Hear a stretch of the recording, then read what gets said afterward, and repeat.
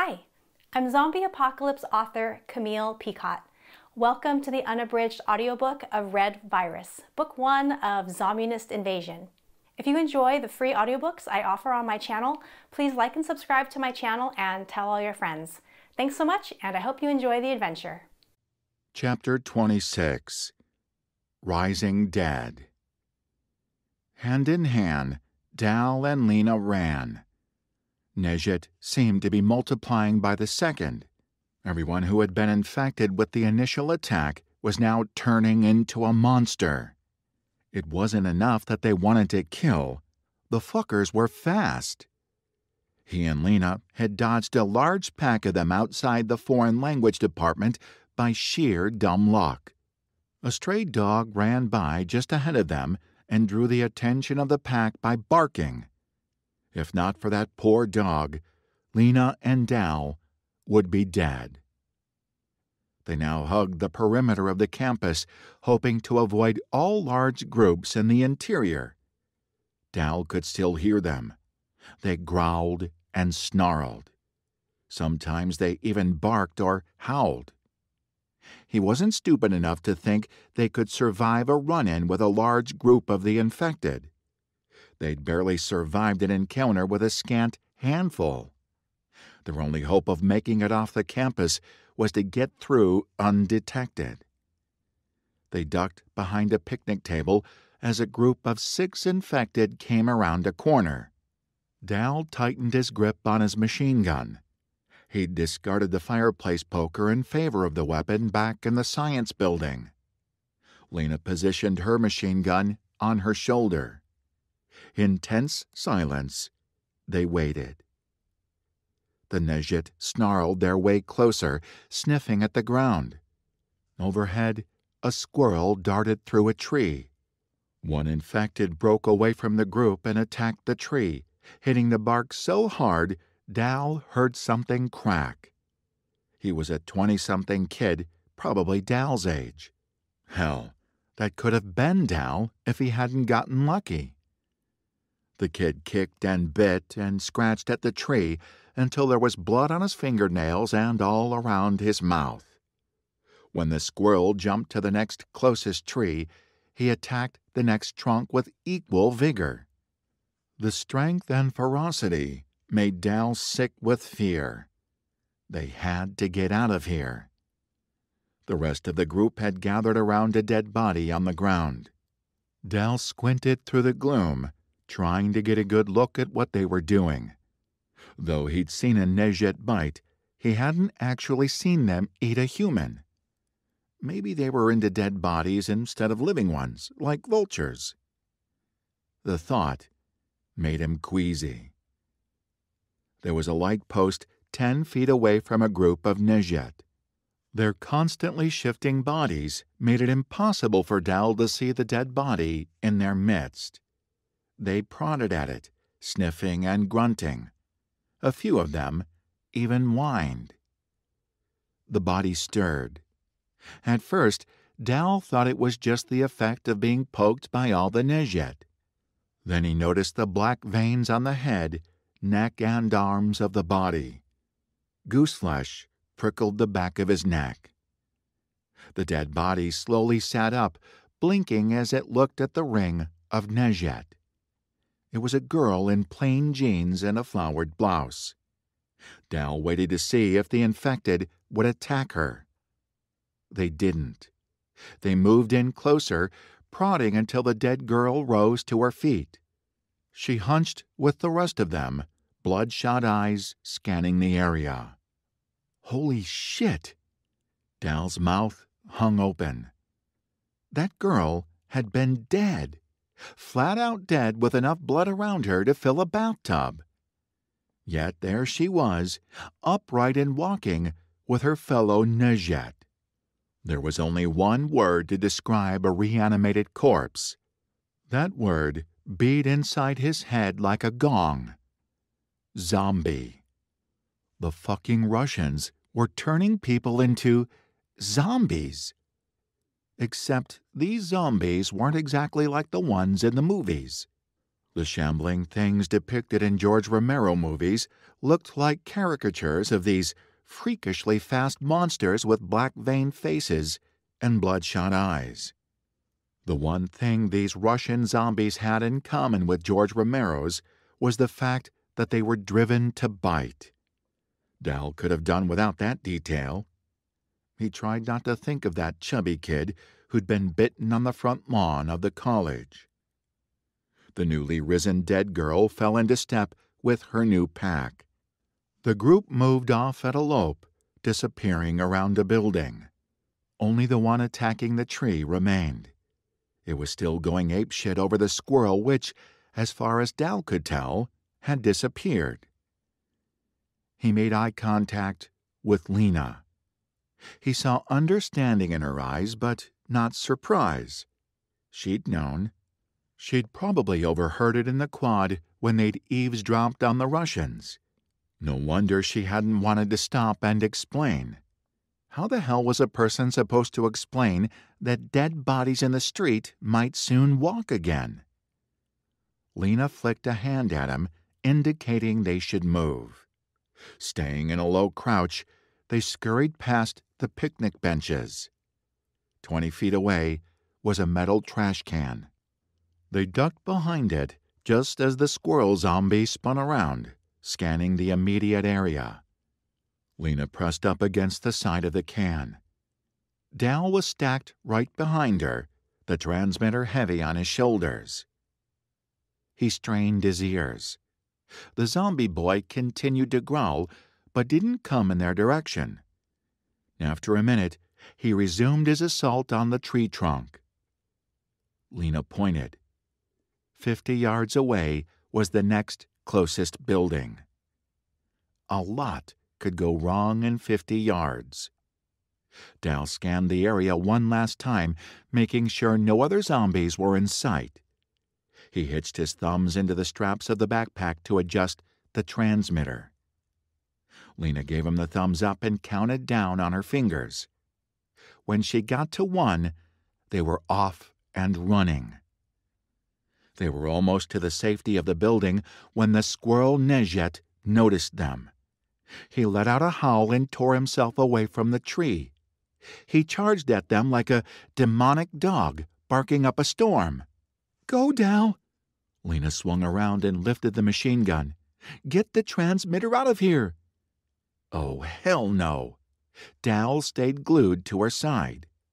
He'd promised Mr. Cecchino that he'd take care of Lena. He and Lena opened fire as the zombie bore down on them. He moved with incredible speed. Bullets ripped up his body and into his head. The force sent him sprawling to the ground. He lay there, fingers scratching at the concrete as he died. Dal and Lena resumed running. They reached the safety of the building just as another group of 4 zombies raced into the small quad. No doubt they'd been drawn by the gunfire and the barking of their fellow Nezhet. Dal and Lena cut past the social science building, around the fine arts department, then hit the edge of the road that separated the classrooms from the sports fields and ag area. The parking lot was on the north side of the field. They'd taken 2 steps into the road when Dal saw movement in the corner of his eye. He spotted a group of Soviet soldiers. He grabbed Lena's shoulder and hauled her back into the safety of the building. "Russians," he whispered. "Where?" "Parking lot." The very parking lot they'd been targeting for a car. They cautiously looked around the corner. The street lamps in the parking lot had turned on, pouring light onto the cars. There weren't just a few Russians. There were dozens of them swarming all over the parking lot. They broke into cars. Some were unlocked. Those that weren't had their windows smashed. One by one, cars hummed to life. "They're stealing cars!" Lena's lips were pressed into a thin line. "Come on," Dal said.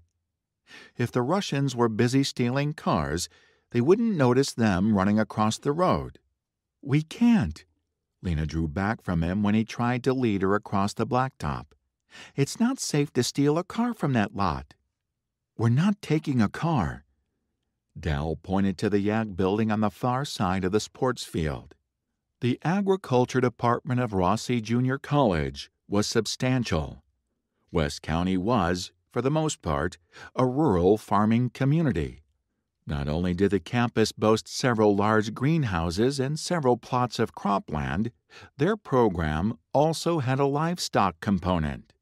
Most importantly, Tate and Jim had taken an equine health course. The college had no less than a dozen horses. "How do you plan to get back home without a car?" Lena demanded. "You ready to ride a horse?" The Chiquinos didn't have horses, but Lena had friends with horses. She'd spent her fair share of time riding them throughout her childhood, as had Dal. "Horses," Lena breathed. "Good idea." This time, when he took her hand to lead her across the street, he met no resistance. Chapter 27. Horses. Unfortunately, the street lamps along the road had also turned on.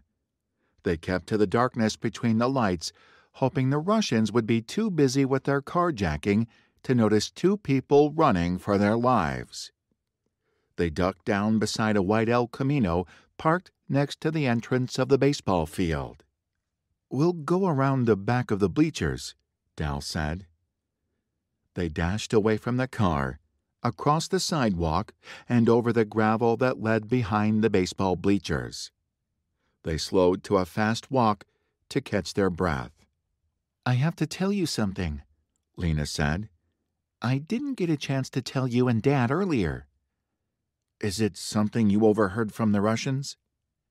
Lena's face was solemn. "It's about the infected." "I already know. They're zombies." "That's part of it." Lena's eyes were large in the dark. "But there's more. It's a bioweapon that's making them sick. A virus.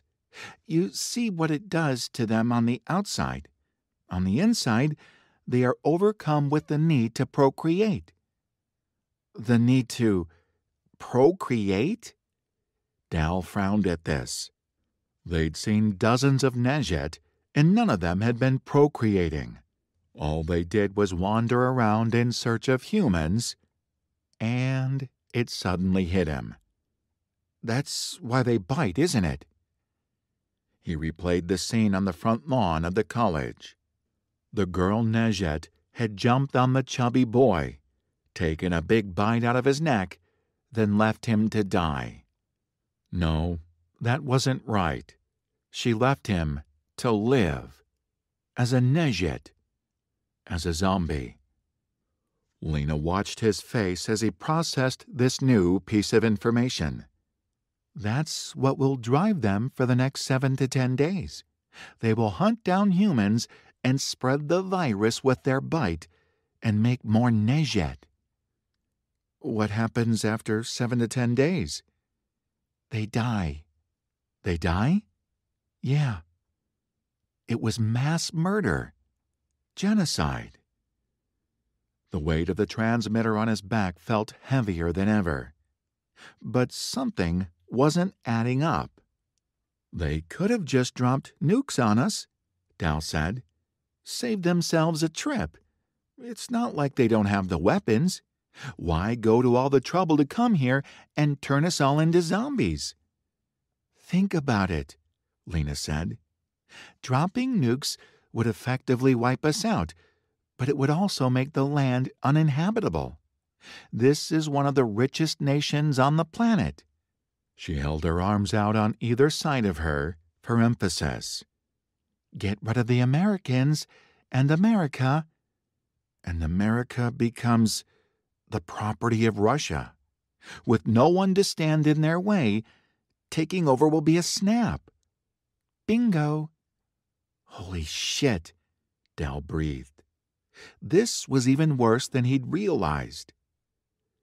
"We have to make sure this information gets out," Lena said. "No matter what. We are the only two people who know the truth about the infected, and the fact that the Russians are immune."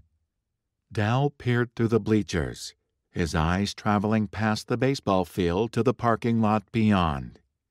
The Russians had drawn a lot of nejet with all the racket they were making.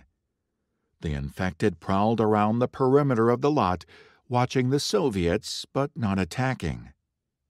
"We need to get our hands on their vaccine," Dal whispered. Lena gave him a tight look. "Yes, but not until we get this information out. We have to focus on one thing at a time." They resumed their run along the back of the bleachers. The gravel crunched under their sneakers. Dal kept up a constant scan on the area, hoping the Russians were doing a sufficient job of drawing the attention of all the nearby nejet. The transmitter was like a boulder on his back. So much depended on them getting it back to Pole Mountain. Gunfire went up from the parking lot, followed by laughter. Dal and Lena never slowed.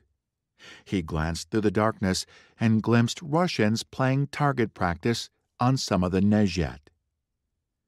They reached the far end of the bleachers, then followed the gravel road as it meandered between the ag buildings.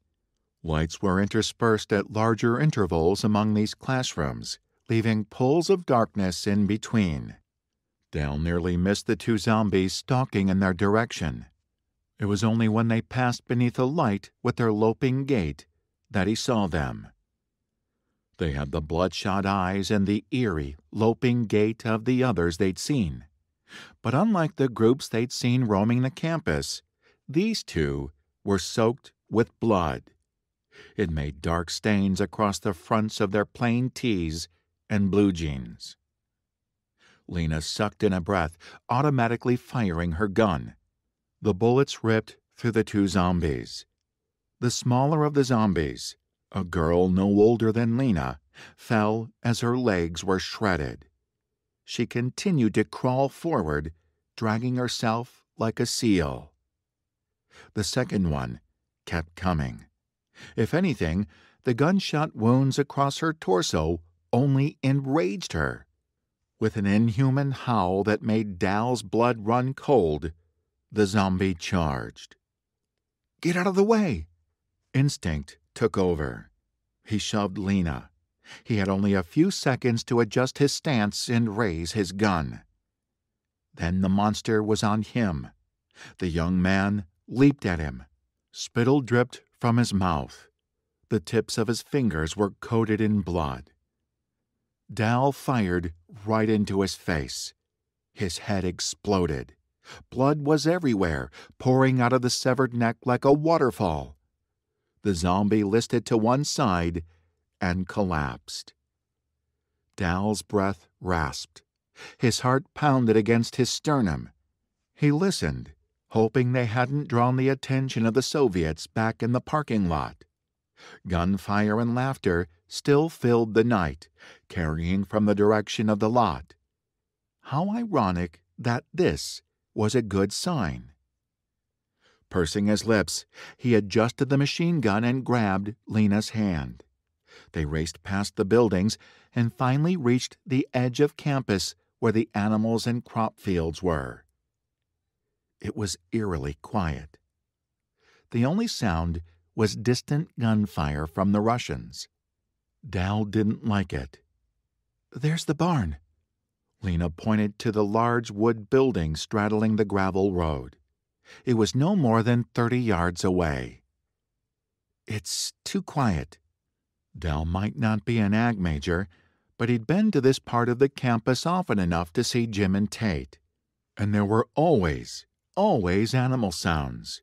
Chickens, cows, pigs, horses. And right now, there was nothing. Not a snort, a moo, or a whinny. They crept toward the barn. They stuck to the darkest patches of the road, avoiding the light when they could. The building to their right ended, giving way to a large outdoor animal pen that was connected to the barn. Dal stopped dead. Beside him, Lena sucked in a breath. Animal carcasses were strewn across the pen. Chicken feathers were everywhere. Half-eaten pig and cow carcasses spilled blood and innards. Dal even spotted a dead horse. "Holy shit," he breathed. These animals hadn't been gunned down by the Russians.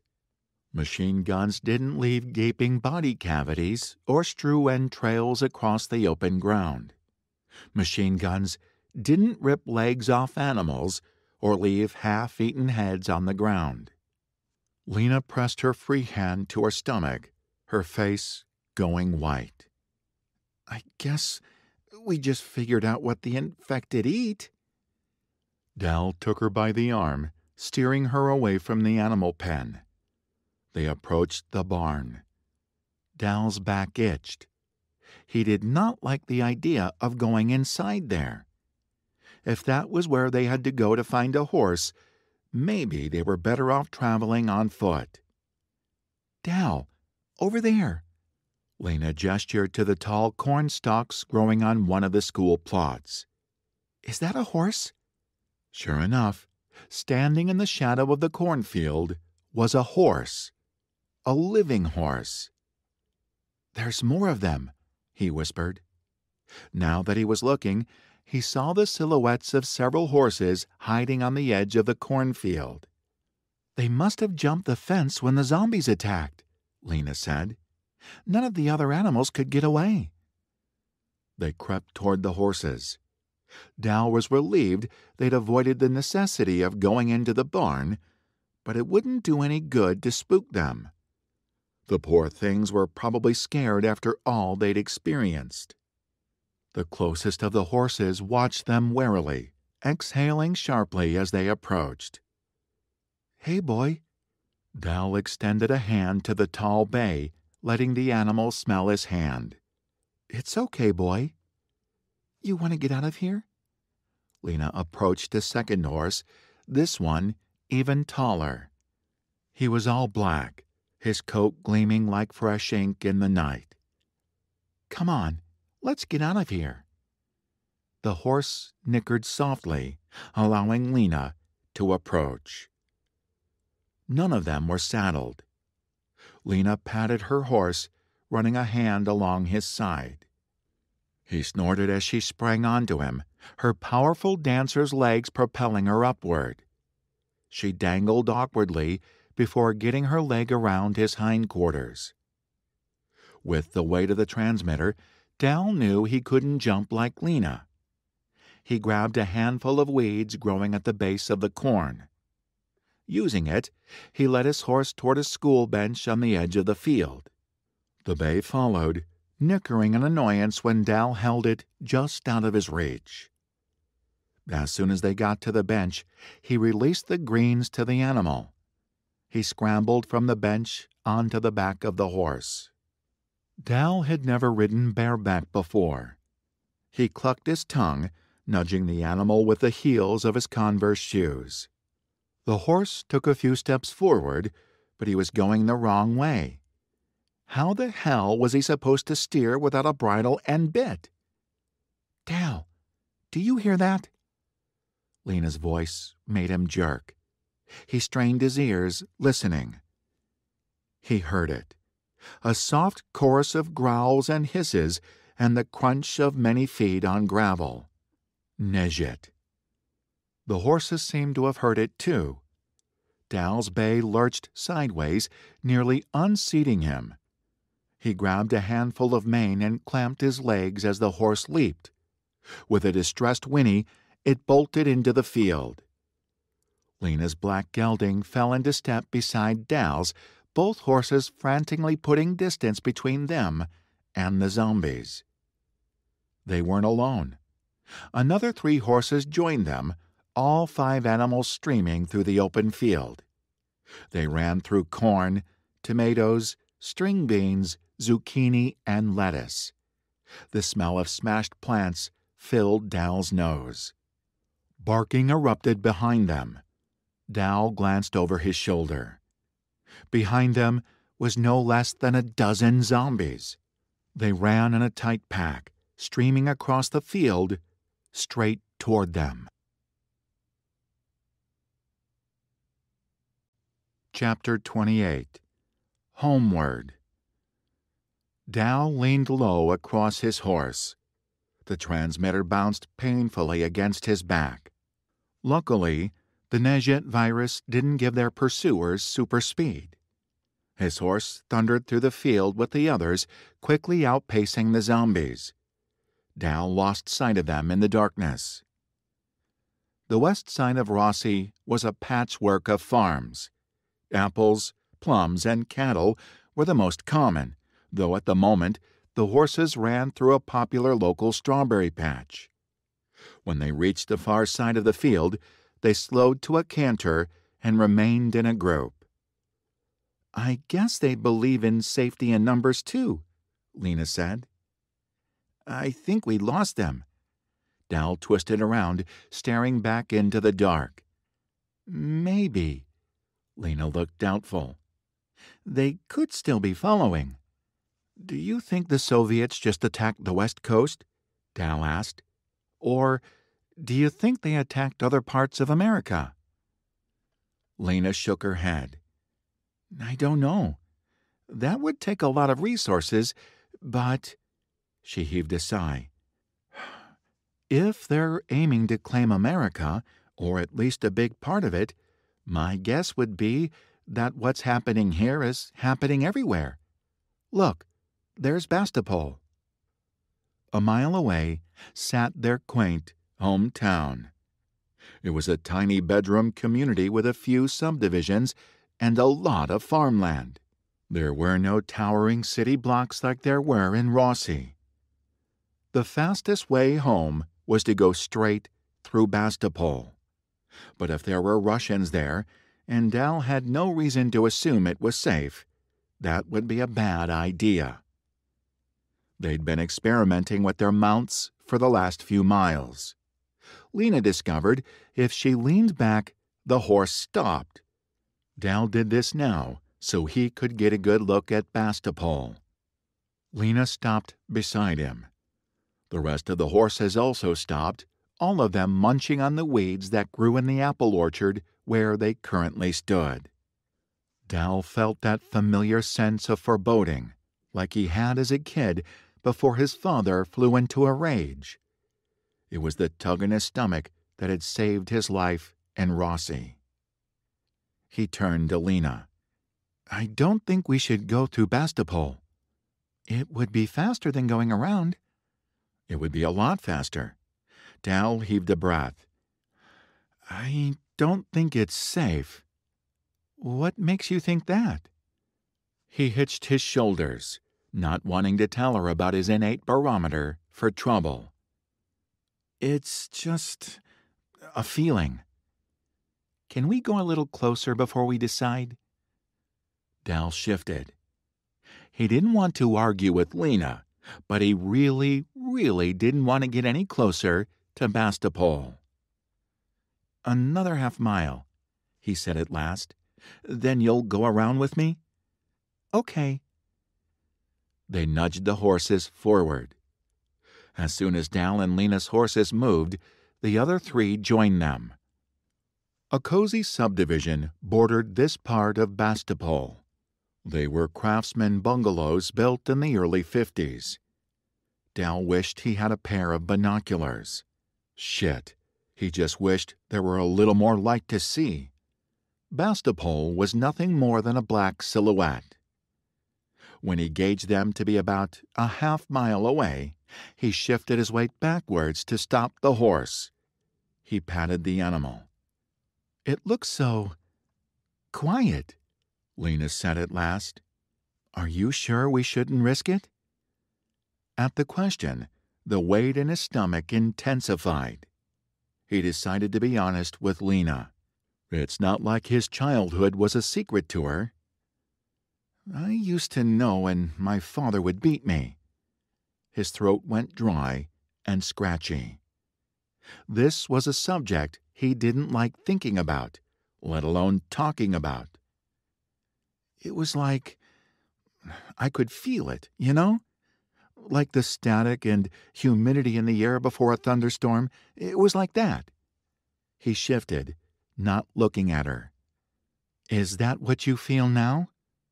Pretty much. He wanted to tell her about the attack at Rossi Junior College, about how that sense of foreboding had saved his life. But his throat was too dry. The words lodged in his aching stomach. She reached across the distance and squeezed his hand. Okay, we'll go around.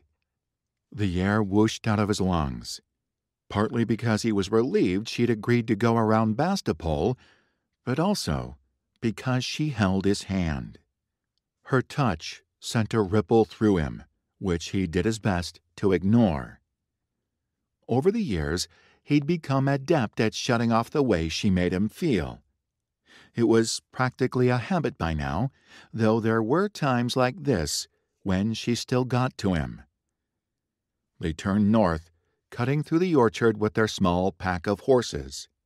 Dal kept his eyes and ears peeled for signs of danger. What should I name him? Lena patted the flank of her horse affectionately. I don't know. Blackie? That's so boring. Licorice? Not regal enough. This fellow was majestic, don't you think? He was a majestic horse. There was a racetrack in Rossi where they held horse races a few times a year. The junior college sometimes got track cast-offs, animals that were either injured or had aged out of their prime and were no longer racing candidates. He guessed Lena's tall animal was one of those. Stealth, Lena said. What? How about Stealth for a name? I like it. What about mine? Let's see. She looked the horse up and down in the darkness. How about Thunderhoof? Thunderhoof? That's a little long. How about Thunder? Thunder. Yeah, that suits him. Dal patted his horse. Do you like it, boy? Thunder nickered softly. Lena's eyes found his in the dark. His throat closed. He should not be noticing how beautiful she looked in the dark. With just the two of them in the apple orchard with the horses, it was almost possible to forget they'd just escaped hell on earth. Dal? Yeah? I'm glad you're with me. He broke eye contact. Me too. The subdivision fell away and gave way to the high school. The apple orchard transitioned to an undeveloped field of yellow grass. Dal breathed in the smell of the summer. He loved this smell. He loved Bastapol High. There were a lot of good memories for him in that place. Sometimes he felt like his real life had begun freshman year when the Chiquinos took him in. Thinking of freshman year inevitably brought thoughts of Mr. Chiquino. Lena must have been thinking of him too, because she said, How are we going to tell them? He knew what she meant. How are they going to tell Anton, Leo, and Nona that Mr. Chiquino was gone? There was no easy way. I guess we just have to say it. There wouldn't be a way to soften the blow. I miss him already. Me too. Hell yeah, he did. He would miss Mr. Chiquino for the rest of his life. The football field came into view. Dal had often volunteered to work in the concession stand so he could watch the games for free. He loved watching Leo and his friends kick ass on that field. They'd been division champions their senior year, with Leo as team captain. Dal! Lena's hand shot out to grip his arm. Her horse halted. Dal saw them. the football players, the kids Anton and Lena had gone to school with. There were at least a dozen of them wandering around the field in their jerseys. They were in a tight cluster near the 50-yard line. There were also bodies. Dal could pick out the lumps in the darkness. Unmoving lumps that were undoubtedly bodies. Either they hadn't zombified yet, or they were really dead. "I guess that answers our question about Bastapol," Lena murmured. Dal had known. Between his sixth sense and the eerie quiet that sat over the town, he had known. One of the horses woofed. Another nickered in response. The Nezhit on the field jerked, every last one of them turning to look in their direction. Dal felt the breath leave his lungs. "We gotta go," he whispered. Lena dug her heels into stealth. Her big black gelding leaped forward, breaking into a gallop. Thunder was right behind him. Dal gripped the animal's mane with white knuckles, the transmitter thumping against his back. The other horses fell in around them, hooves rumbling against the ground. To his horror, several students began to howl. The undead football players streamed in their direction. To make matters worse, their howling alerted other Nezhit on the campus. Infected students began to pour from around the buildings, all of them running. He and Lena exchanged looks of alarm. Their horses, either cognizant of the danger bearing down on them or picking up on the panic of their riders, whinnied in alarm. Their hooves threw up chunks of dirt. In less than 2 minutes, they had a pack of at least 50 Nezhit on their heels, many of them howling and barking as they pursued them. Dal leaned low over the neck of Thunder. "Come on, boy. You can outrun them." Gravenstein Highway, named after the most popular apple of West County, appeared before them. It was the main road through Bastapol. In the middle of the road were 2 Russian soldiers. They stood beside a bright yellow Corvette convertible, which they'd no doubt stolen from someone. They were armed with dart guns, which were aimed right at Dal and Lena. Zombies behind them, Soviets in front of them. What the fuck were they supposed to do? "They don't know we're armed," Lena called to him over the drum of the horse's hoofbeats. "We have surprise on our side." She was right. It was their best chance. Turning around wasn't an option. All they could do was charge the Russians and hope to get lucky. Hanging onto the mane with one hand, Dal fumbled the machine gun into his other hand. Lena did the same. He was a damn good shot in the forest, even when he had a moving target. But he'd never fired a weapon from the back of a galloping horse. He didn't even bother to aim. He propped the machine gun against his shoulder so that it would fire over the top of Thunder's head. Then he pulled the trigger, spraying the barrel back and forth in the general direction of the Russians. He caught one of them across the torso. The invader collapsed in a spray of blood. The second one dove for cover on the other side of the car. Lena's horse spooked at gunfire. The big animal reared. Lena screamed as she was thrown from his back. "Lena!"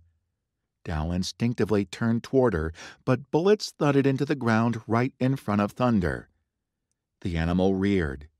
Dal grabbed the mane with both hands, the machine gun swinging from around his neck.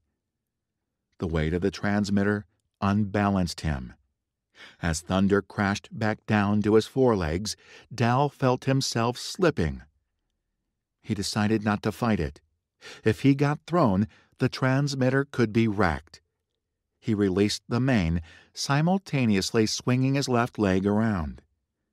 He hit the ground and dropped low.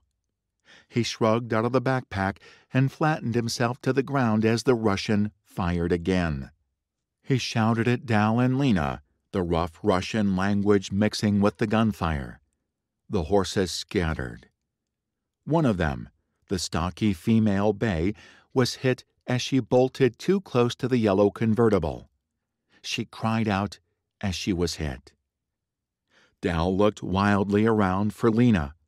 She was okay, crawling in his direction. She flattened herself to the ground as more bullets came in their direction. The Russian continued screaming and firing in their direction. Lena cried out, covering her head with her arms. Rage exploded through Dal's chest. It came all at once, tunneling his vision and gripping his throat so hard he could barely breathe. No fucking way was this fucker going to hurt Lena. He crawled forward, closing the distance between him and the invader.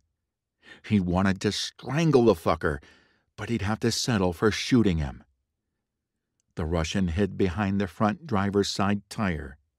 His gun was on the hood, and he fired indiscriminately in their direction. Dal was able to move beneath the bullets as they zinged by over his head.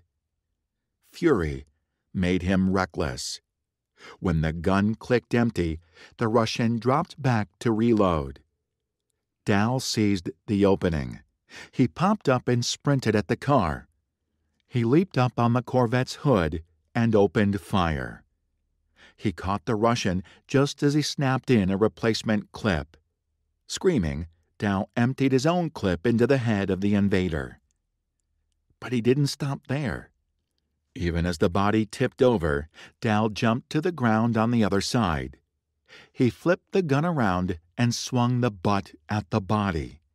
He brutally smashed the side of the man's face, still yelling. The gun butt came down a second time, smashing down so hard across the chest he heard the sternum snap. "Dal!" Lena grabbed his arm just as he hauled his arm back to hit the body a third time. "He's dead, Dal. He's gone." Her voice stabbed through the fog of rage. Hands suddenly shaking, he dropped his gun, horrified by the violence that had gripped him. He felt sick. How much had Lena seen? Did she know he was like his father? "Are you okay?" he gasped, trying to get his breathing under control. "I'm okay." She looked him up and down, assuring herself that he was in one piece. "That was some crazy kamikaze shit you just pulled." She threw her arms around him and squeezed. "You scared the hell out of me.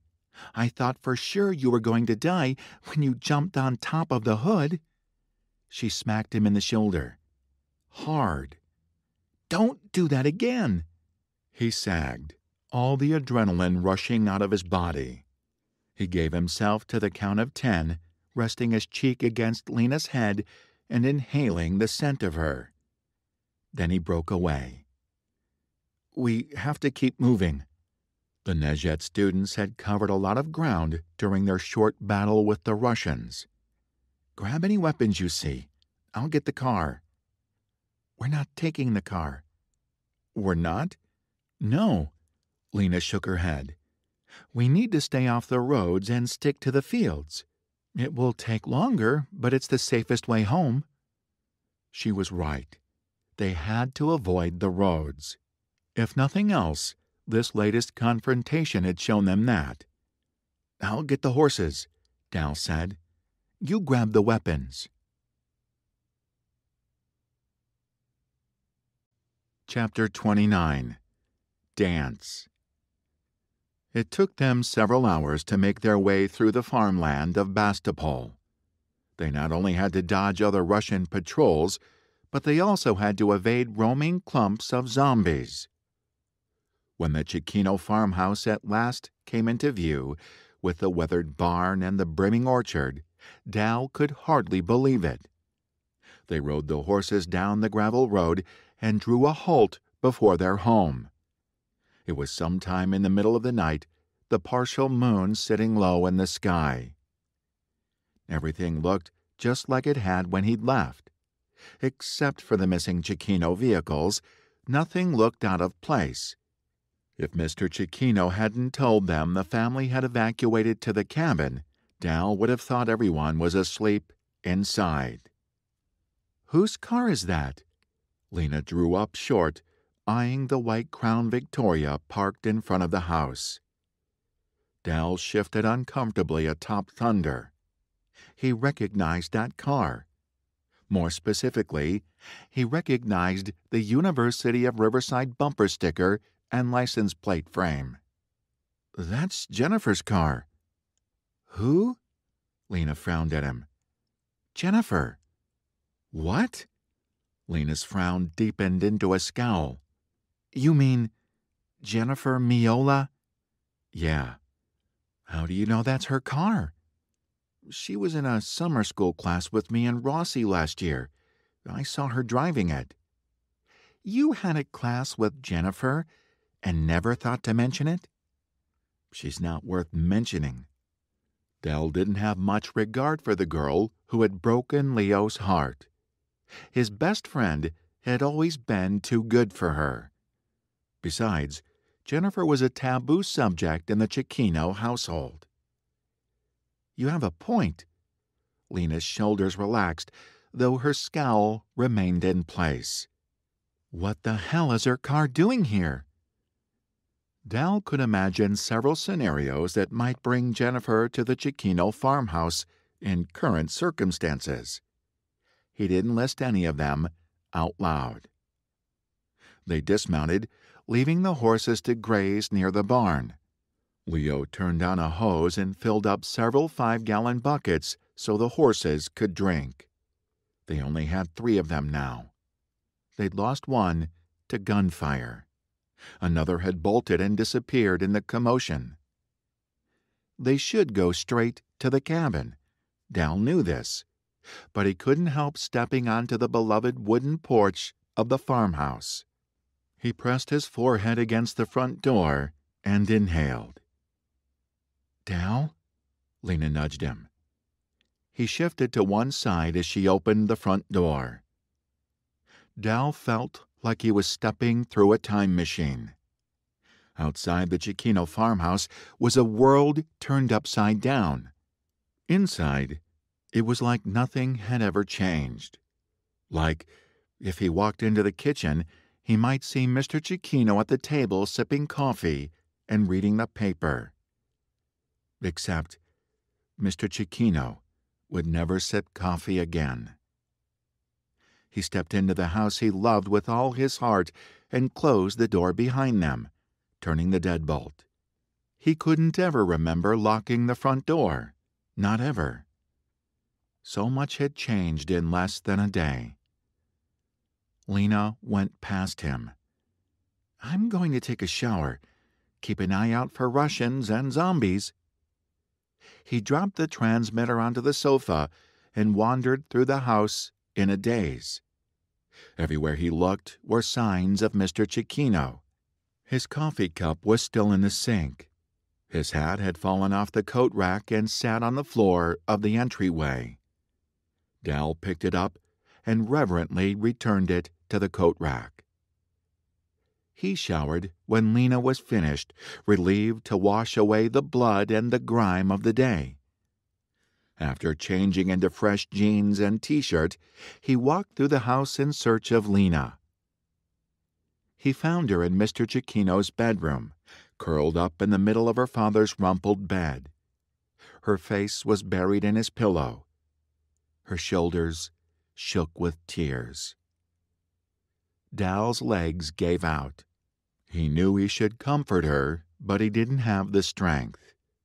He slumped to the floor against the door jamb. A pair of Mr. Cicchino's work boots sat just beside him, covered with dry mud from the orchard. The room still smelled like him, a mix of tobacco and dirt and soap. 2/3 of the closet was still filled with Mrs. Cicchino's clothes. Dal's head drooped as grief overtook him. The sadness was deep and heavy, settling around his shoulders with an oppressive weight. Tears dripped down his face. This was the first real pause they'd had all day, their first spare moment to grieve the loss of the man they both adored. Dal almost wished they were still on the run. He didn't have to think when they were fighting and running for their lives. They remained like that for a long while, together yet separate in their grief. Dal felt sorrow move through him with every sob that shook Lena. After a while, she rose. She paused on her way out the door, one hand resting on his rumpled hair. Then she was gone, disappearing into another part of the house. He heard her moving around in the living room. The room was unbearable without her. He couldn't shoulder the weight of it alone. Forcing himself back to his feet, he went in search of her. As he exited the hallway, shock froze him in place. Lena had changed into plain jeans and a soft, long-sleeved shirt. But that wasn't what was strange. What stalled him was the sight of her feet. She didn't wear socks and her customary Converse. In their place was something he never thought he'd see her wear again. Her ballerina slippers. They'd hung untouched for over 2 years on the coat rack in the entryway. Mr. Cecchino moved them around to make sure they weren't completely covered with coats, but Lena hadn't touched them after her mother died. Now the satin pink slippers covered her slender feet. Dal had seen Lena dance. He'd been to her recitals with the family. He remembered every one. Every single one. Even as a prepubescent kid, Dal had a crush on Lena. She was his best friend's wild and sometimes annoying little sister. He was a punk to her a lot of the time when they were kids, going along with whatever Leo or Anton came up with to antagonize her. He was 13, the first time he'd seen her dance. She'd been a fairy in a Midsummer Night's Dream. It had been impossible to take his eyes off her. She moved like water, like air, like part of the earth itself. The world could have ended in that moment, and he wouldn't have cared. He'd had to cover his crotch with his jean jacket. It was only during intermission that he'd been able to catch his breath. That's when he noticed Mr. Cecchino watching him. The look had been long and knowing. Dal broke eye contact, flushed with embarrassment. Lucky for him, Mrs. Cecchino was preoccupied reapplying her lipstick. Anton was busy reading a comic book. Leo had fallen asleep in the chair. But Mr. Cecchino had seen. Dal wanted to melt into the floor. After that day, he kept his crush tightly under wraps. No covert looks at Lena when she wasn't paying attention. He didn't even allow himself to entertain thoughts of her.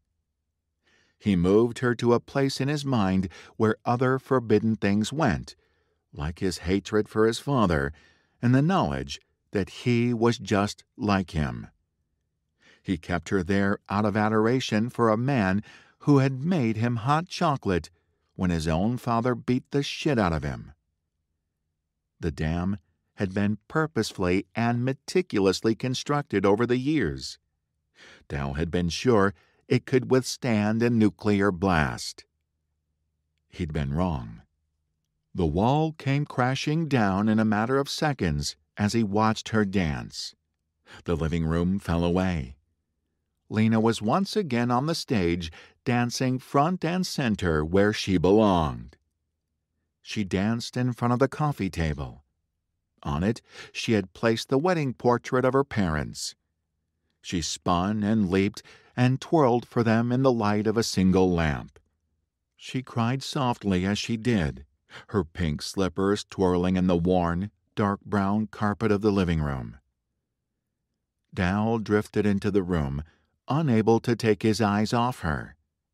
Her hair was still damp, loose strands hanging around her face. She leaped, her legs stretching into a perfect split.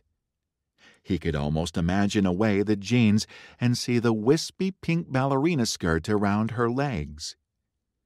She landed in front of him, balanced perfectly on the toes of her left foot. Her eyes met his. It was impossible for him to pretend. His wall was a wreckage around his feet. His heart thudded painfully in his chest as he stared into her dark eyes. He saw his grief for Mr. Cecchino reflected back at him. But there was something else there, something magnetic. Her next leap brought her to him. His arms closed around her. Her mouth found his in a kiss. He couldn't think straight. Every brain cell fell out of his head as he drank her in. He pushed his tongue into her mouth, wanting to taste her. Without breaking the kiss, she tugged on his shirt and led him across the room. Dal followed her lips, his hands tightening on her waist. When he finally came up for air, they were in Lena's bedroom. Her shirt was gone, her breasts cupped by a simple black cotton bra. Her hair was loose, falling in waves past her elbows. She was so goddamn beautiful. He needed to touch every part of her. He kissed her neck, her shoulders, and her fingertips. He chased the line of her collarbone with his tongue. Her clothes melted away under his hands. It wasn't until they were both naked in her bed that a semblance of sanity returned to him. He wanted her so badly he could hardly breathe, but he forced himself to do the right thing. "Lena," his voice was gruff, "we don't have to do this if you're not ready." Her arms tightened around him. "If I wasn't ready, I wouldn't be here, dummy." Dal didn't possess enough sanity to try to talk her out of it. He was raw with feelings he couldn't control. Thank God he always kept a few spare condoms in his wallet. He forced himself to slow down, to pull back just enough so he could look into her eyes. "Is this your first time?" He didn't want to hurt her. There'd been a few boys here and there throughout high school, but Lena never kept any of them around for long. She nodded in silent answer to his question. Her hand came up to trace the line of his jaw. "I always wanted it to be with you, Dal." Her fingers slid around to grip his hair. She pulled his face back down to hers. Dal gave himself over completely and lost himself inside her. After, she fell asleep on his chest. He could hardly believe she was sprawled on top of him. He had never, ever let himself dream of a moment like this. He rested one hand on her hip, eyes closed. His other hand fiddled absently with the friendship bracelets on Lena's wrist. He was exhausted, but knowing there were Russians and Nezhit out there made it impossible to sleep. At least, Lena could rest for a while. They'd have to leave soon and go to the cabin. How could the best day of his life also be the worst day of his life? He'd lost Mr. Cecchino and found Lena all in the same day. Lena twitched violently in his arms. She jerked awake, eyes wild as she looked around in momentary confusion. "It's okay," Dal caressed her back, pulling her close. "You're okay." She burrowed her face into his chest. He wanted to hold her forever. "I love you, Lena." The words came out before he could think better of them. "It's okay if you don't feel the same way," he said, attempting to backpedal. "I just want you to know. You know, and case the Russians barge in here and kill us in the next 5 minutes?" She blinked in surprise, gazing at him. Then she tilted her head and smiled at him. "Dallas Granger, I've been in love with you since I was 6 years old, and you saved me from Nona's goat."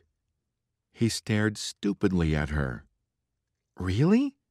Of all the things he might have guessed she would say in response to his declaration, the goat story hadn't been on his radar. "Yeah," she grinned at him. "Don't you remember? That big bully goat got mad when I fed an apple to the nanny goat. He rammed me in the butt and knocked me down. I punched the goat." Dal still remembered that day. He'd been horrified at his display of violence, worried the Cecchino family would think he was like his father. "You yelled and punched the goat and told him to stay the hell away from me." Lena kissed his cheek. "My knight in plaid. It was all over for me after that." She kissed him again. It was a long, slow kiss. Dal savored every second. It was nice hearing her retell the story. "Why didn't you say anything before this?" he asked. She raised a brow. "Why didn't you say anything?" "I didn't want to disrespect your parents." She let out a long sigh. "I know. That's probably another reason why I love you. Because you loved my parents as much as I did." She relaxed against him again, returning her head to his chest. "I knew Dad wouldn't let you stay if we were dating, but I knew you'd eventually move out." She raised a teasing eyebrow. "You were going to be fair game once you moved out. I had a plan." "Did you?" He chuckled and tightened his hold on her. "What was your plan?" "I was just going to show up at your place all the time. I figured I could bring you Nona's leftovers at least 3 times a week. Then I figured I could probably talk you into helping me with homework at least another 2 nights. If I got desperate, I figured I'd offer to come help you clean your place. Eventually, I figured you'd ask me to stick around and watch a movie or have a cup of coffee. That's when I planned to make my move." He was loving every second of this conversation. "What was your move?" He was dying to know. "I don't know. I hadn't worked that out. For some reason, making a move seemed way harder than offering to clean your bathroom sink." He wrinkled his brow, unsure if she was teasing. "You weren't really going to offer to clean my future apartment, were you? If that's what it took to get you to notice me. Shit, I'd have moved out the day I graduated high school if I'd known that." Her laugh vibrated all the way through his chest. "Do you remember that time you spent an entire Sunday afternoon making raviolis?" he asked. "Nona was sick, and you decided it was your job to make dinner for the family." "You're really going to bring up the time I dumped homemade raviolis into boiling water and blew them all up?" Dal smoothed his hands up and down her back. Her skin was so soft. "I remember thinking you were going to make some guy really happy one day." "Because I blew up raviolis?" "No, because you loved your family enough to try making a hard meal from scratch when you could have just boiled store-bought noodles and dumped a jar of sauce on it. Dad took us all to McDonald's that night for dinner. Anton and Leo teased me about that for weeks." Dal remembered. They had called her the Italian who couldn't make Italian. "My brothers can be real dickheads sometimes." Her mirth faded. "We should get to the cabin."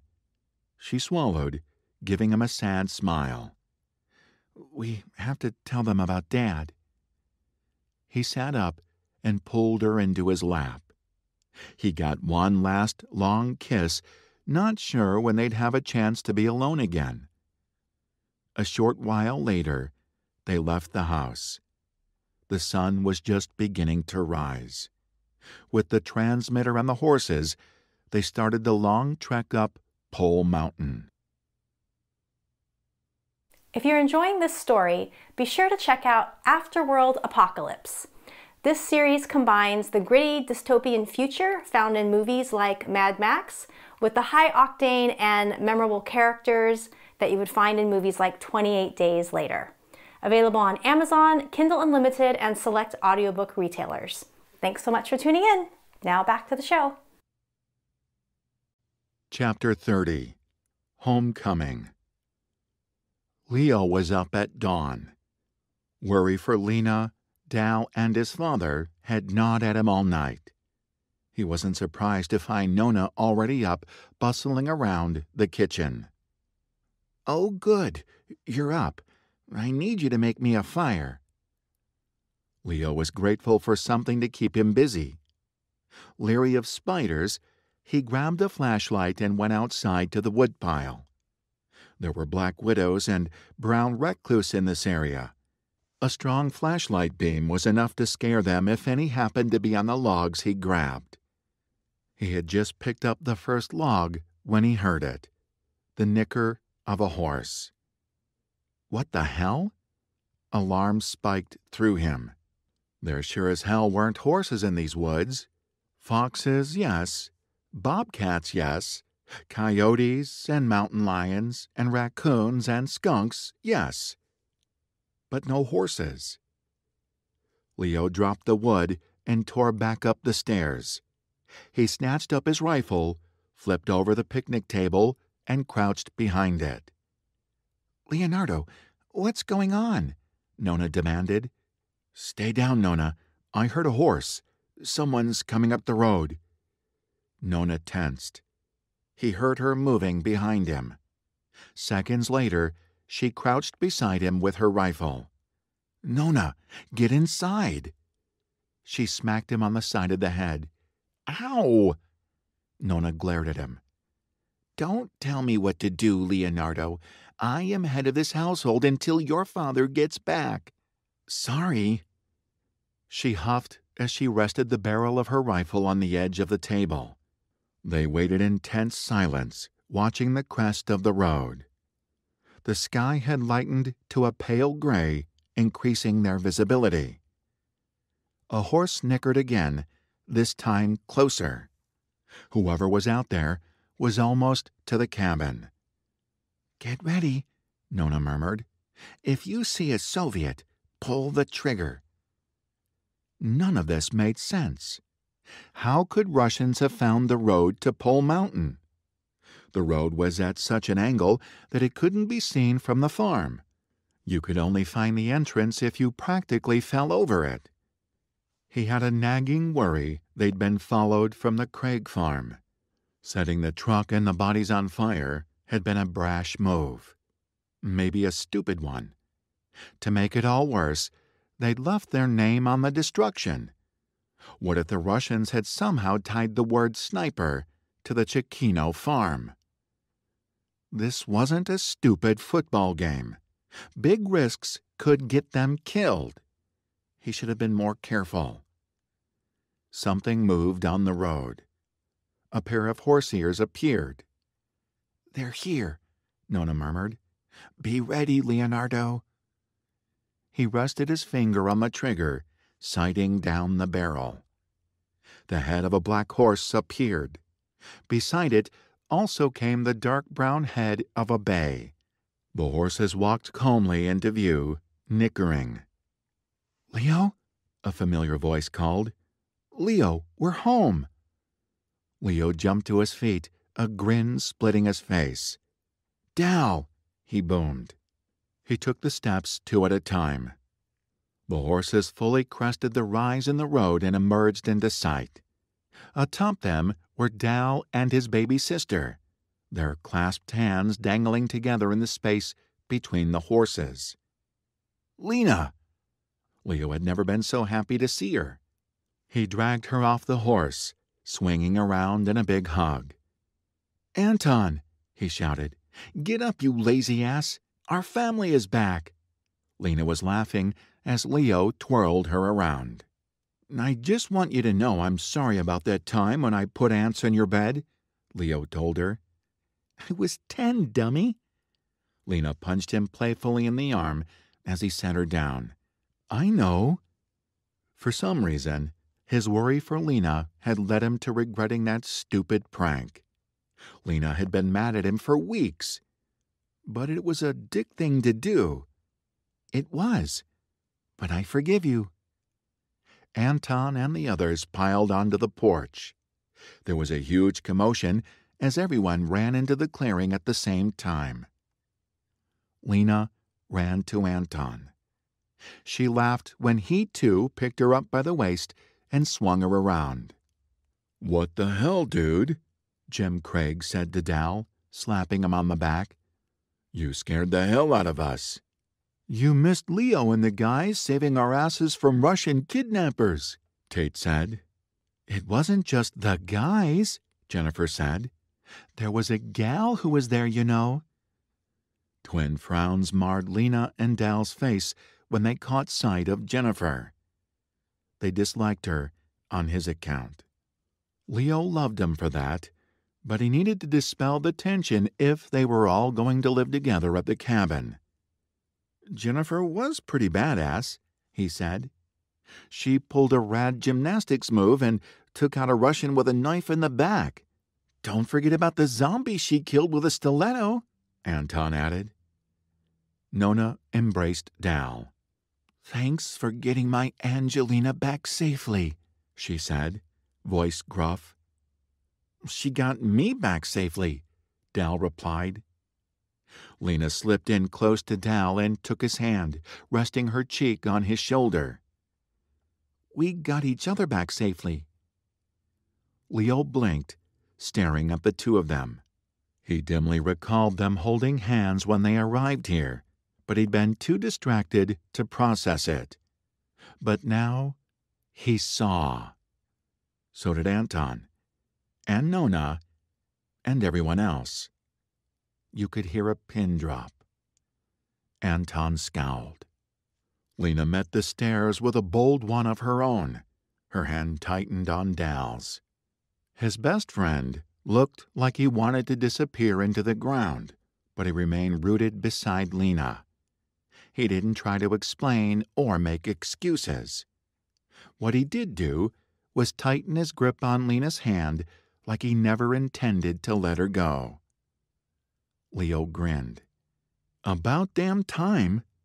Dal had been crushing on his sister for years, but he was too decent to ever make a move. It must have been Lena's doing. Are you seriously okay with this? Anton gestured angrily at Dal and Lena's linked hands. Take a chill pill, Leo told him. Can you seriously name one guy you trust with our sister more than Dal? Anton spluttered. That's not the point. She's our sister. Yeah, and I'm not a nun, Lena shot back. Dal gave Anton an apologetic shrug, but remained firmly attached to Lena. Where's my Giuseppe? Nona's voice came down like a hatchet. He went to find you and Rossi. The clearing went deadly quiet. Leo searched the road for his father. There was a third horse who had come with Lena and Dal, but the animal didn't carry anyone. Then he saw the stricken expressions on Lena and Dal. Where's my Giuseppe? Nona repeated, her voice rising to a shout. Her fists were bunched at her side, her face white. Where's my son? I'm sorry, Nona. Lena turned to her grandmother. Her voice hitched as tears spilled out of her eyes. He... What are you saying? Leo demanded. Where's Dad? He didn't make it, Dal said softly.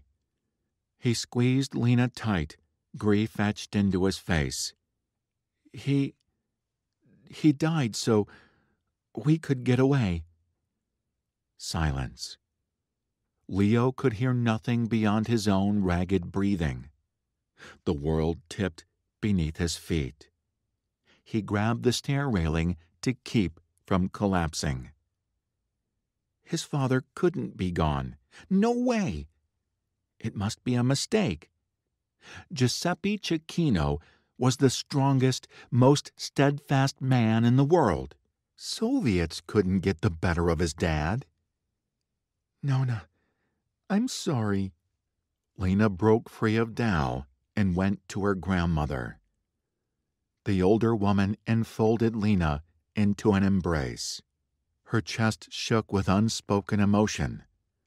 Tears ran freely down her cheeks, but she made no sound. Lena clung to her grandmother, weeping openly. It nearly broke Leo to see their grief. He slumped to the ground, struggling to push down the howl of despair that rose in his throat. His chest heaved. Tears leaked out of his eyes.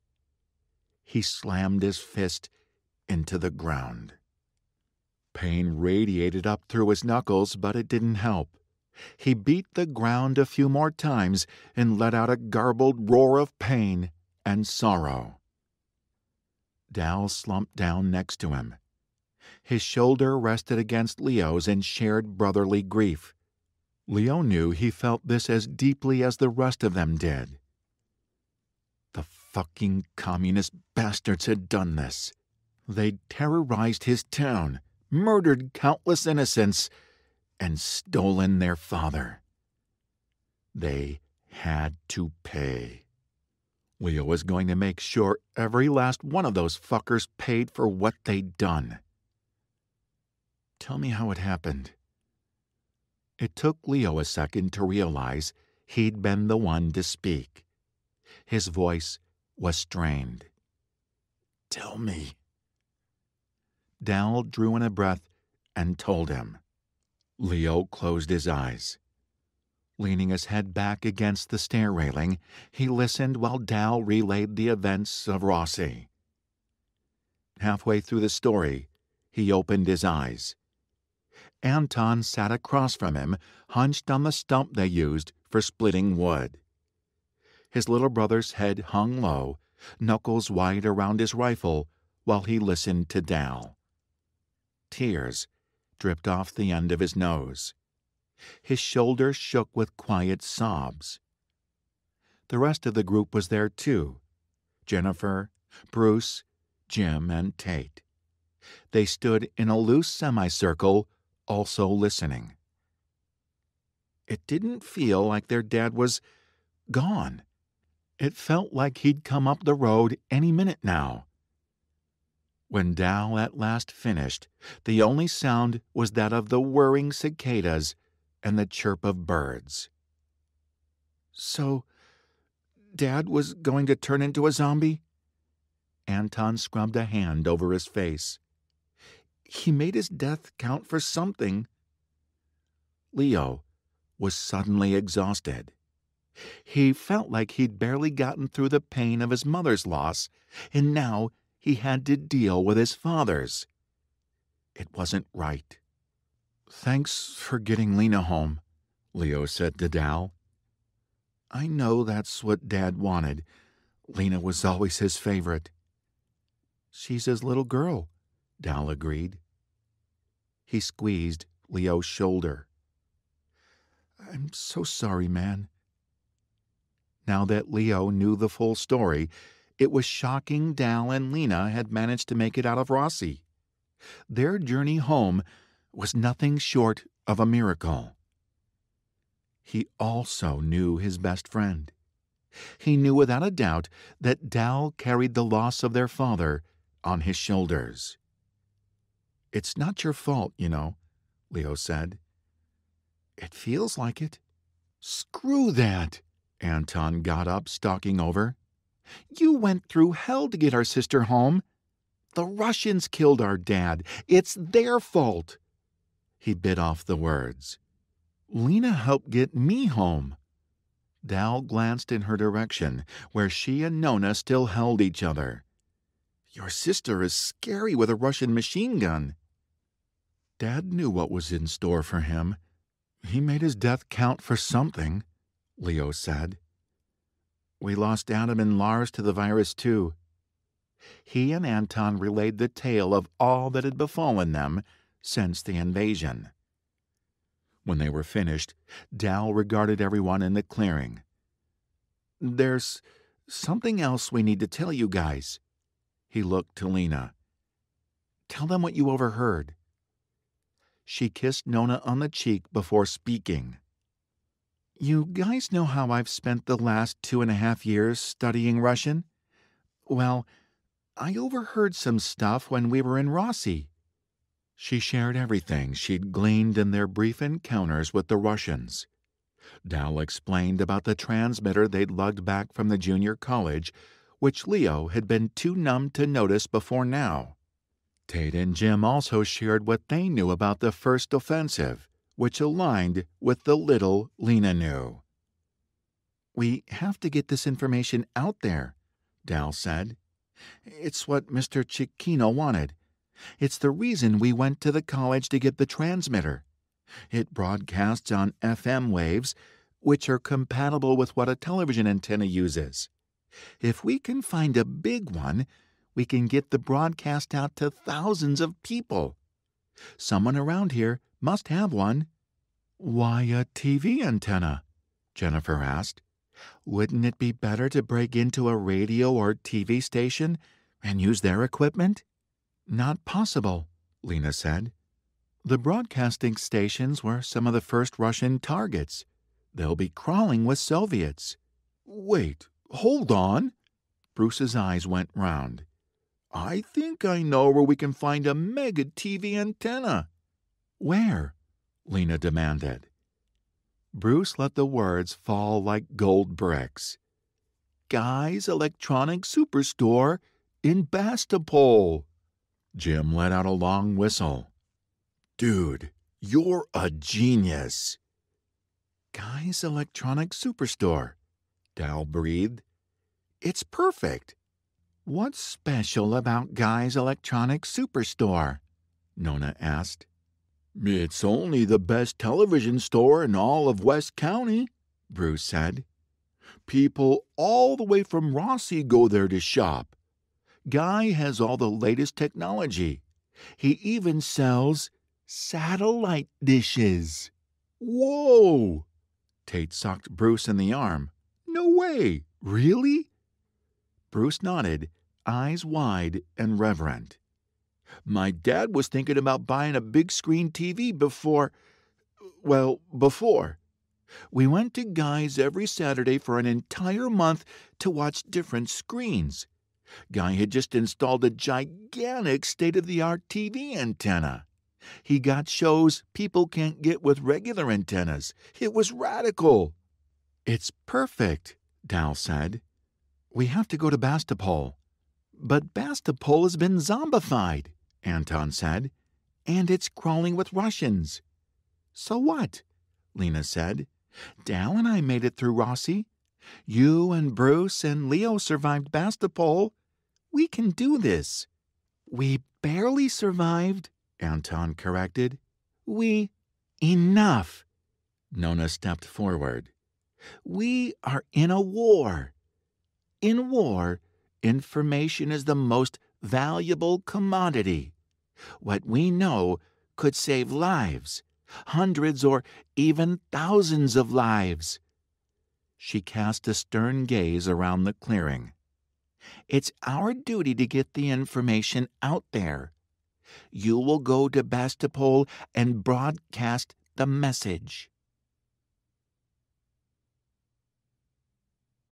Chapter 31. Plan. There was a long pause of stunned silence as everyone stared at Nona. She was barely 5 feet tall and probably didn't weigh 100 pounds, but at that moment, the look on her face gave Leo the chills. He was seeing the person who had survived hell on earth when the Nazis invaded her childhood hometown. How? Anton asked. "How will we get past the zombies and the Soviets? Not to mention the Russians will go postal when they realize someone is hijacking their airwaves. They'll be on us like flies on..." On manure. We need a play to keep the Russians and zombies distracted while Dal sends the broadcast. Leo's mind was already moving through football plays, working through various scenarios. We need a real-life Statue of Liberty play. Jim let out another long whistle. Yeah, a Statue of Liberty play is just the ticket. It's perfect. Bruce's mouth was set in a hard line. It will totally work. The Russians will never see us coming. What's a Statue of Liberty? Jennifer asked. It's a fake-out play executed by the entire offensive line, Leo explained. The line charges forward to make room for the receivers. The receivers supposedly go long for the touchdown. The quarterback pretends to throw, except the quarterback doesn't actually have the ball in his throwing hand. The ball is in his other hand behind his back. While the entire defensive team is looking one direction, the ball goes the other way with a player no one is paying any attention to. Jim, Tate, Anton, Bruce, and even Dal appreciated the analogy. They exchanged grim nods, all of them seeing the possibility of the play against the Russians. Jennifer and Lena, however, frowned at one another. So basically, Jennifer said, half of us will make a distraction to keep the Russians occupied during the broadcast? Exactly. Leo's mind formed the play in his head. Dal and Lena will go to guys. Dal, will you need a bigger team? Smaller is better, Dal said. We're going to have to sneak through downtown. A small group has a better chance of slipping through undetected. Agreed. Lena slipped underneath Dal's arm. We've already proven we're a good team. She kissed his cheek. Dal's arm tightened around her. There was an inevitability to the affection between them. Leo liked seeing it. It was the only good thing to come of the communist invasion. His father would no doubt approve. It's settled, Leo said. Dal and Lena will go to guys. The rest of us will cause the distraction. We'll do it at the high school. The high school? Anton said. It's crawling with infected. There was a shadow behind his words as he said this. Leo knew he was thinking of the varsity football friends he'd lost in the initial invasion. He felt for his brother. They had a homeland to defend. Yes, the high school, Leo said. The more infected, the better. They'll add to the chaos. We know the high school better than the Russians ever will. We can use that to our advantage. Plus, the school is on the edge of town and close to the apple orchards. It's ideal for slipping in and out. He picked up a stick and began sketching the ground. He drew the various buildings, as well as the football field, pool, and tennis courts. Everyone gathered around him. 3 teams of 2 at the high school, Leo said. We take up positions on the buildings where the zombies can't reach us. Jim and Tate, you take the cafeteria. He stabbed the cafeteria with his stick. Anton and Bruce, you guys will take the football bleachers. Jennifer, you're with me on the theater building. He didn't look at Jennifer when he spoke, not wanting her to guess he was teaming up with her because she didn't know how to shoot. If shit went sideways, he wanted to make sure he was there to keep her safe. Thank God she didn't argue when he cast the assignments. Leo traced his stick down the line that represented the narrow street that separated the main campus from the football field and the other sport areas. We draw the Russians onto this road and give them hell from both sides. We'll have the upper ground and the advantage of surprise. They won't know it hit them. There's just one problem with your plan, Lena said. Besides the 2 machine guns Dal and I brought back from Rossi, all we have are rifles and a few handguns. That's not enough for what you're planning. High ground or not, the Russians will show up and overwhelm you guys. They have more firepower and more men." Nona surprised everyone by saying, "I can take care of that problem. Leo, take the boys and go downstairs. Get the emergency supplies and bring them in the cabin. Girls, grab your aprons." "What are we doing?" Anton asked. Nona paused on the foot of the stairs. "We're making bombs." Chapter 32. Cookbook. Leo was pretty sure he hadn't heard his grandmother correctly, or that she was so consumed with grief that she wasn't thinking straight. Despite this, he dutifully went into the storage room beneath the cabin. It was nothing more than wooden walls and a cement floor.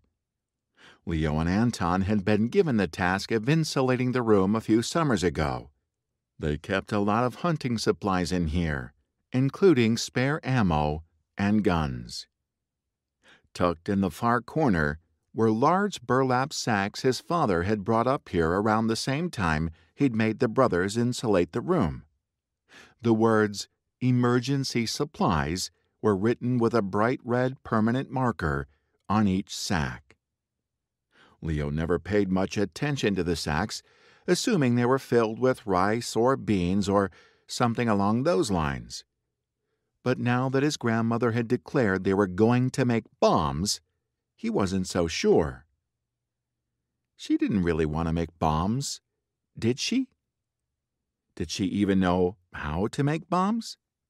She'd spoken of surviving the Nazis as a little girl in Italy, but she'd never once talked about making bombs. "Which ones does she want?" Jim asked, surveying the large burlap sacks. "All of them, I guess," Leo replied. Jim gave Leo a sidelong look. "Hey, man, I'm sorry about your dad. He was a great guy." "Me too, dude." Tate's jaw was set. "Those assholes all need to die." "Yeah," Bruce said. "We'll make the Soviet bastards pay." Leo's throat went tight. Anton blinked rapidly. "Damn straight." Leo wasn't sure what might happen if he said anything else, so he grabbed the nearest emergency sack and hustled outside with it. If he were busy and moving, he didn't have to think about his dad. The other guys followed, all lugging the big 50-pound sacks. "What's in here?" Jim called. "Salt?" "Don't know." Leo's sack didn't feel like it contained salt. Whatever was inside was finer grain like flour. "What do you mean you don't know?" Bruce asked. "This is your place, man." "Nona and Dad use this place for extra storage. I don't know what they brought up here." When he entered the kitchen with the other guys in tow, he found Nona, Jennifer, and Lena all with aprons on. Nona had passed out glass mixing bowls and wooden spoons. "I always thought it would be Nazis who came to America," Nona said. "Turns out it was Russians, but we're ready for them." She slapped a large black book onto the table. The room went quiet. Leo's jaw sagged open. Anton swore, something he rarely did in front of their grandmother, which earned him a slap on the back of the head.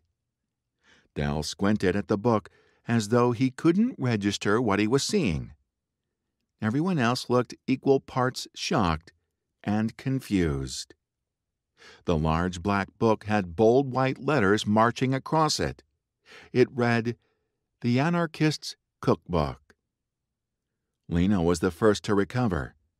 She beamed at Nona. "Where did you get that?" "Like I said, I always thought it would be Nazis who attacked America." Nona shrugged. "I made sure your parents and I prepared for it." "Is that legal?" Dal asked, unable to take his eyes from the book. Of course it's legal, Nona replied. Just because you have to use a little creativity to get your hands on a copy doesn't mean it's not legal. We are going to blow up some Russians. Tate cracked his knuckles, nodding in approval. I thought you were being metaphorical. I don't believe in metaphors, Nona said. Metaphors don't save you from evil. I've always wanted one of these. Jim picked up the book, reverently opening it. He gasped. Oh my God! This is a first edition from 1971. This is the real deal. Tate leaned over the book with his brother. This is going to make Craig fireballs look like kittens play. Will someone please tell me what the big deal is? Jennifer said at last. Why is everyone so freaked out over a book? And how is a cookbook supposed to help us make bombs? It's not like we can turn rice into explosives. First of all, it's not just a book. Tate frowned at Jennifer like she'd said something offensive. This is the cookbook. He took the book out of his brother's hands and flipped through the pages. He found what he was looking for and plopped it down on the table in front of her. This, Tate said, is a recipe for black powder, also known as gunpowder. He flipped to another page. And this is a recipe for nitroglycerin, another explosive. What? Jennifer's eyes bugged. That's not a cookbook, she spluttered. It's a cookbook for bombs, Leo clarified, finally having recovered himself. He could hardly reconcile his tiny, wrinkled grandmother to the book on the table. Look at this, Anton said. It even has instructions on how to blow up a bridge. Oh, my God! Let me see that. Bruce grabbed the book. Holy shit, guys! This not only has info on how to blow up bridges, but it's broken down by bridge type. I didn't even know they had this many different kinds of bridges. Ow! He rubbed the back of his head as Nona smacked him. Language, Nona said with a glare. Sorry, Bruce said, still rubbing his head. Time to get cooking. Nona rapped on the tabletop with her wooden spoon. We are making bombs. You will take them into Sebastopol and rain hellfire on the Russians while Dal and Lena make the broadcast. Everyone understand? Yes, Nona, everyone murmured. Under Nona's direction, the guys hefted the big burlap sacks onto the counter. It turned out they contained ordinary farm products, sulfur and potassium nitrate, which were also ingredients in black powder. You mean we were sitting on bomb ingredients at the farm and never knew it? Anton asked. Nona gave him a feral smile. You'd be surprised how household products can be transformed with the proper recipe. Leo leaned in for a better look at the gunpowder recipe, or, to be more precise, recipes. There were no less than 11 different explosive recipes contained in the book. Many of the ingredients were common in crop management. Who knew he could have been mixing bombs all these years? We must be precise in our work. No shortcuts, Nona said.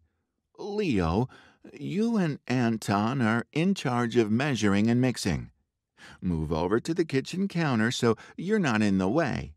Jim and Tate, you're in charge of measuring and cutting the fuse wire. Nona surprised the hell out of Leo by producing a spool of wire. This is fuse wire. One day I'll tell you what it took to acquire this, but not today. Cut them 3 inches long. There's a ruler and wire cutters in the bottom left drawer of the kitchen.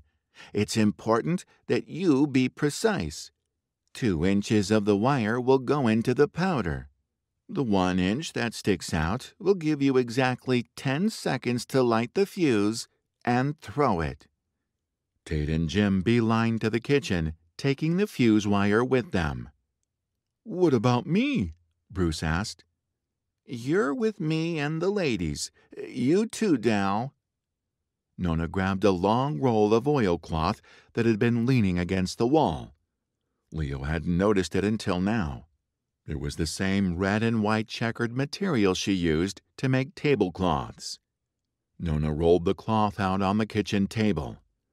"The black powder has to go into waterproof casing," she explained. "We're going to be cutting 8-inch squares. Then we'll measure out the powder and tie them up in little bundles with the fuses." "Dynamite sachets!" Lena exclaimed. "Correct," Nona said. "Now let's get to work. There's no time to waste. You ride out tonight to Bastapol. Lives depend on us." Chapter 33. Apology. Leo lay in the top bunk, his mind whirling. His blood hummed with anticipation like it used to before a big game. It was well past 10 o'clock. They planned to leave at midnight for their mission into Bastapol. They'd spent the rest of the afternoon making explosive sachets, as Lena liked to call them. Nona had sent them all to bed after an early dinner, ordering them to get a few hours of sleep before their mission. There was steely-edged hardness to his grandmother that Leo had never seen before. Truth be told, he found it unnerving. Dal snored softly in the bunk beneath Leo. His friend had been asleep within seconds of his head hitting the pillow. Anton and Bruce had the bunk across from them. Tate and Jim had the third set of bunks that sat in front of the window. This was the bunk Leo had used since he was a kid. He kept a notebook and pencil stuffed between the mattress and the side of the bunk, along with a small flashlight. He pulled them out, holding the flashlight between his teeth so he could see.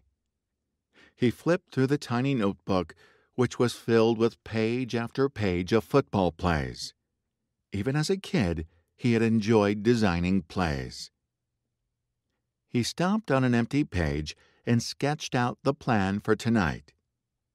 Even though he'd been over it 100 times in his head, seeing it on paper helped cement it in his brain. The Russians might have the upper hand, but the snipers had the ultimate sneak play. They had the Statue of Liberty, and they had Nona's bombs. The Soviet bastards would never see them coming. He had everyone up and moving a little before midnight. They dressed in plain jeans with dark shirts and jackets. Nona was waiting for them in the kitchen with cups of espresso. Those who knew how to handle a gun, which was everyone except Jennifer, grabbed weapons. Leo gave Jennifer a small .22 caliber, just in case. "Just make sure you're close to your target if you fire," he said. "And make sure none of us is nearby in case your bullet goes wide, okay?" Jennifer gave him a hard stare. "I'm going to hold you to your promise to teach me how to shoot." "Later, after the mission." She nodded and took the .22 from his hand, her fingers grazing his palm during the exchange. For once, he wasn't pulled back to the shiny days of his youth when he was near her. He was learning it was pointless to dwell on the past. Leo wasn't going to do it anymore. He'd spent the last 2.5 years angry and resentful. It was time to look forward. He had a new team to lead and a homeland to defend. He threw a rifle over his back and grabbed a few extra magazines, shoving them into his belt. "Headlamps for everyone, then grab a bike," he called. It had been decided they'd take bikes. It was easier to travel quietly that way, whereas horse hooves would clomp on the paved streets. Besides, the animals might spook in battle. Leo was the first to ride out, lighting the way for the rest. He kept his eyes and ears peeled as he rolled down Pole Mountain. It took them 20 minutes to ride to the bottom of the mountain. They reached the apple orchard at the back of the Chiquino farm without incident. Even in the dark, he saw ripe fruit dotting the ground. He hated seeing the fruit rot even more than he hated picking apples. At least his father wasn't here to see their hard work going to waste. Jennifer pedaled up beside him as they strode underneath the apple trees. "How are you doing? You know, with everything?" She was talking about his dad. Leo shrugged. Honestly, he was just glad to have a mission to focus on. It made it easier to push grief to a distant part of his brain. She glanced over her shoulder at the others, who were a ways behind them. "I'm sorry I wasn't there for you when your mom died." Her words came out in a rush. "That was really shitty." Leo was hit with a wave of remembering, of aching with grief for his mom, and aching with longing for Jennifer. It was like being sucked into a black hole. The pain had almost broken him. He shook himself to be free of it. "You'd already broken up with me. You didn't owe me anything." "That's not true. I should have called. Something. I shouldn't have stayed away like that." He didn't know how to respond. More than anything during that time, he'd wanted her to call. "Why are you apologizing now?" "Because you're my friend. Friends apologize when they screw up." Even if said apology was over 2 years late? He frowned at her. "Why? We're exes." She snorted. "Everything is always so black and white with you. Just because we're exes doesn't mean we're not friends." He looked at her, incredulous. "How do you figure?" She stared at him as though his brain had fallen out of his head. "We took each other's virginity." Leo almost went ass over tea kettle off his bike. The front wheel hit a root and wobbled dangerously. Jennifer slowed beside him as he righted it. "Look," she said, "I didn't get it. How I hurt you, I mean. I just didn't realize what it meant to be in love with someone. But I met this guy at Riverside." She suddenly looked small and sad. "Let's just say I finally understand how it feels to have your heart broken." Leo didn't know what to say to this. Hell, a week ago he would have been thrilled to learn someone had hurt her the way she'd hurt him. But something had changed.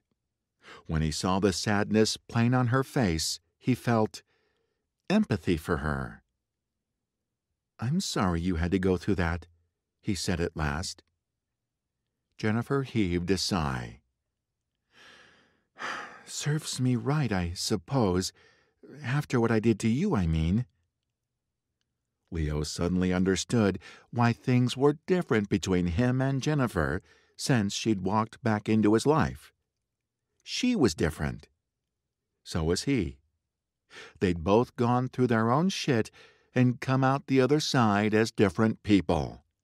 That's why he hadn't felt anything when they embraced last night. "I just wanted you to know how sorry I am. You know, in case we don't survive." Leo's impulse was to contradict her, to assure her they'd survived the mission. But that would be a lie. There was no telling which of them would survive the night. "Sometimes I wonder.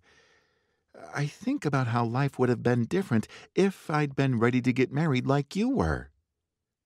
maybe we'd be parents by now." Jennifer glanced away. If possible, she looked even sadder than she had before. Parents? Leo wasn't even old enough to buy alcohol. He'd always planned to have a family, but not until he was at least 25. Jennifer just shrugged, still not looking at him. Her silence had a weight to it he didn't understand. Anton chose that moment to pedal up to them. "What's up, guys? Why are you stopping?" "We were just talking about high school," Jennifer said. "Oh, okay," Anton said. "Well, let's get going. We're burning darkness." They avoided all the roadways into Sebastopol, instead choosing to cut through farmland. They circled around the town and came out on the south side. The group paused on the periphery, taking a moment to absorb the sight in front of them. Through the neat rows of apple trees, Sebastopol was nothing more than an indistinct smudge in the darkness. The Nezhet could be heard in the distance, making those odd howling and barking sounds. Leo did his best to ignore the unease stirred up by the sound of so many zombies. They were going into the lion's den. "This is where we split up," Dal said. The two friends exchanged a long, silent look. Leo hadn't realized how hard this moment would be. His eyes flicked to Lena, who balanced her bike a few paces behind Dal. He didn't have to ask Dal to watch out for his little sister. He already knew his best friend would die for her. "You have 30 minutes to get into position." "We need to synchronize our watches." Dal gave him a lopsided smile. "Too bad all we have are cheap Timexes." Leo turned his watch, letting the light of the moon glance off the face. 1:35. "Mine says 1:37. Lena shouldered up between them with her bike. "Now you guys are splitting hairs. We'll be ready to broadcast when the bombs start going off. You only have to keep the Russians busy for 5 minutes. That's all we need to get the message out." "This is really like your junior year," Tate said. "Only we're going up against zombies and Russians instead of hornets." Leo could still remember how the air smelled the night he used the Statue of Liberty play. A light rain fell. The scent of wet earth and grass had permeated his nose. The wet metal of the school bleachers squealed under the sneakers of the spectators who had come to watch the game. He was only a junior, but he had been picked as first-string quarterback. The Hillsburg Hornets, a neighboring football team, turned out to be better players than anyone expected. Leo's team was driving hard down the field, but an impressive Hornet defensive line was holding them. It was 4th down at the 50-yard line, with only 10 seconds left in the game. If they didn't score on their next play, the game would be lost. It had been Leo's idea to try the Statue of Liberty. He'd read about it, but they'd never practiced it. Still, when he explained the concept to the team in the huddle, he knew it would work. And it had. They'd won the game 21-18. The play had forever changed Leo in the eyes of his older teammates. They took him seriously after that. They began looking to him for leadership. He could only hope tonight's play would go as well. 30 minutes, Leo said. Be ready for us to light up the night. With one last look at Dal and Lena, he rode away into the night with his team. If you're enjoying Zommunist Invasion, be sure to sign up for the VIP bunker. Inside, you'll find an exclusive Zommunist Invasion origin story not available anywhere else. You can join the bunker by heading over to my website at www.camillepicott.com. Thanks so much!